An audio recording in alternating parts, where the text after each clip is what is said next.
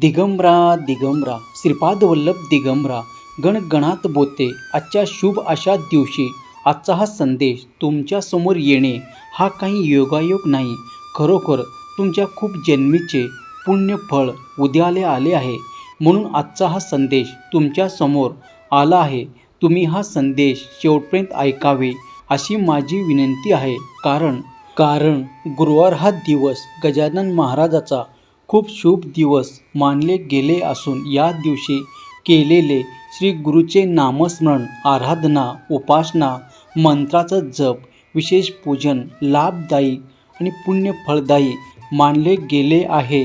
आजच्या पुण्य अशा दिवशी हा संदेश ऐकल्याने श्रीपाद प्रभूचे आणि गजानन महाराजाचे हे संदेश ऐकल्याने तुमचे सर्व पाप नष्ट होऊन तुमचं भाग्य उदय होतोय. तुम्हाला सुख, समृद्धी, ऐश्वर्य आणि महत्त्वाचे म्हणजे तुमच्या मनाला शांती मिळते. तुमच्या कुटुंबावरचे संकट टळते आणि तुमच्यावरती श्रीपाद प्रभूची गजानन महाराजाची अखंड कृपा राहते. म्हणून न वगळता हा संदेश शेवटपर्यंत ऐका. तुमच्या इच्छा, मनोकामना नक्कीच पूर्ण होतील. तुम्ही श्रीपाद प्रभूचे भक्त असाल, गजानन महाराजाचे भक्त असाल तर आत्ताच व्हिडिओला नक्कीच एक लाईक करा. कमेंटमध्ये त्याचा जयघोष करायला विसरू नका. त्याचा जयघोष यामध्ये, त्यांच्या मंत्रामध्ये एवढी ताकद आहे की तुमच्यासाठी बंद असलेले नशिबाचे द्वारसुद्धा उघडले जातील. म्हणून न चुकता व्हिडिओला लाईक करा आणि कमेंटमध्ये त्याचा जयघोष करा. शांत अंतकरणाने पुढे शेवटपर्यंत ऐका. आजच्या दिवशी तुम्हाला गजानन महाराजाचे आणि श्रीपाद प्रभूची कृपा प्राप्त होईल.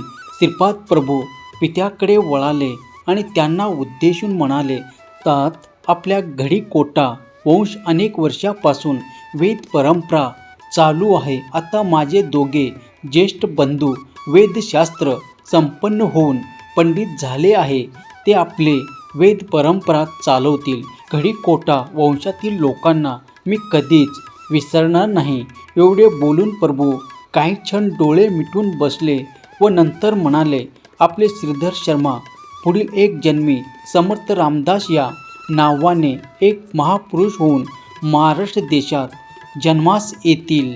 नरसिंह वर्मा छत्रपती शिवाजी या नावाने जन्म घेऊन महाराष्ट्रात राज्य स्थापित करून श्री समर्थ रामदासाचे शिष्यत्व पत्कारतील.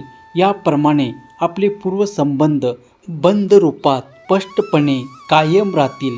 समर्थ रामदास स्वामीचा अवतार कार्यपूर्णतेनंतर श्रीधर शर्मा शिवसंग्राम म्हणजे सध्याचे शेवगाव क्षेत्रात गजानन नावाने महायोगी होतील. त्याच्यामुळे जीवग्राम क्षेत्राचं म्हणजे सध्याचे शेवगाव क्षेत्राचा महिमा अपरंपार वाढेल. मग वैद्य समाप्ती म्हणजे 23 फेब्रुवारी 1878 रोजी बुलढाणा येथील शेगाव येथे गजानन महाराज दिगंबर अवस्थेत लोकांच्या दृष्टीत पडेल. श्री गजानन महाराजाचे जन्म कोठे व कधी झाला हे अज्ञात आहे. गणगणात बोते हा त्याचा आवडता मंत्र. ते त्याचा अखंड जप करत असतात. गजानन महाराजाचे लाखो भक्त यथाशक्ती हा मंत्र जपत असतात. या मंत्राचा जयघोष केला जातो. गजानन महाराज याचे चरित्र अनेक प्रकारच्या चमत्कारिक कथांनी भरलेलं आहे असे सांगितले जाते.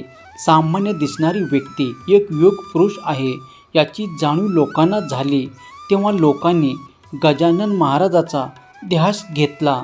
आपलं दुःख अडचणी सांगून त्यातून मार्ग दाखवा अशी या सिद्ध पुरुषाला विनवणी केली. तेव्हा गजानन महाराजांनी समस्त भक्तांना एक मंत्र दिला, तो म्हणजे गणगणात बोते.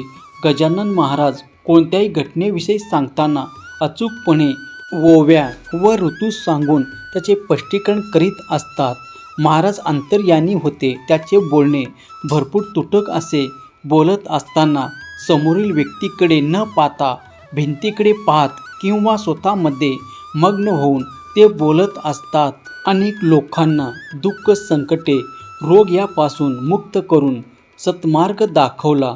गणगणात बोते हा केवळ मंत्र नाही तर भगवंताच्या अस्तित्वाची पदोपदी होणारे जाणीव आहे. असे सांगितले जाते. गणगणात बोते या मंत्राचा अर्थ लक्षात घेतला तर ते समजू शकेल.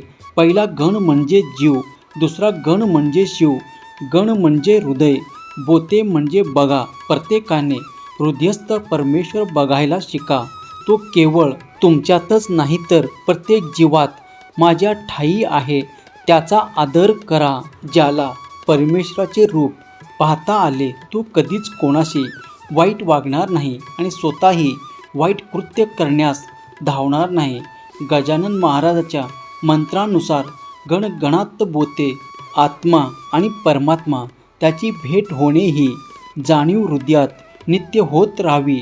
भगवंत भेटीची आस लागावी म्हणून आपण गजानन महाराजाच्या आपण यथाशक्ती मंत्राचा जप केल्यास पुण्य मिळू शकते असे म्हटले जाते. म्हणून कमेंटमध्ये न चुकता गणगणात बोते असे टाईप करा. गजानन महाराजांना नामस्मरण आवडायचे, त्यामुळे सतत ते जे गुणगुणत होते तेच आज बीजमंत्र ठरले. गणगणात बोते किंवा गणी गणगणात बोते हा मंत्र चिंतन करत्यास तारक ठरतो. सतत एका शब्द समूहाचा उच्चार होत राहिला की त्यास नादमाधुर्य प्राप्त होते, त्यामुळे जीवास आनंद प्राप्त होते. पुढे हाच नाद ब्रह्माचा अनुभव साधकास न कळत प्राप्त करून देतो. त्यातूनच ते निर्गुण निरंकार रूपी ज्योती समान अज्ञात चक्रात ध्यानात प्रकट होते. मग ज्याला आपले मन म्हणून आपण संबोधतो ते मन लोक पावते, म्हणून ते ईश्वर तत्वात एक रूप झालेले असते. हेच आत्मरूप होईल. जे साधकाला ध्यानात सापडते तेथे आपले हृदय आणि मंत्र हे एक रूप झालेले असतात. मंत्र तोच होऊ शकतो जो स्वामी महाराज गुणगुणत असतो. यात आपल्या मनाचे शब्द टाकू नये, ते बाधक ठरतात. आध्यात्मिक प्रगतीसाठी मंत्रसिद्धी हे आत्मस्थितीत आहे. हा संदेश शेवटपर्यंत ऐकल्याबद्दल धन्यवाद. शेवटी तुमच्या सर्व इच्छा मनोकामना पूर्ण होवो हे श्रीपाद चरणी प्रार्थना.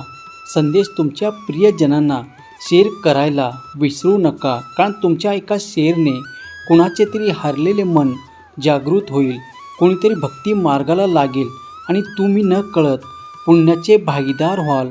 म्हणून नक्की शेअर करा. दिगंबरा दिगंबरा श्रीपाद वल्लभ दिगंबरा, दिगंबरा दिगंबरा श्रीपाद वल्लभ दिगंबरा. अवधूत चिंतन श्री गुरुदेव दत्त, श्री स्वामी समर्थ महाराज की जय. हा संदेश शेवटपर्यंत पाहिल्याबद्दल धन्यवाद.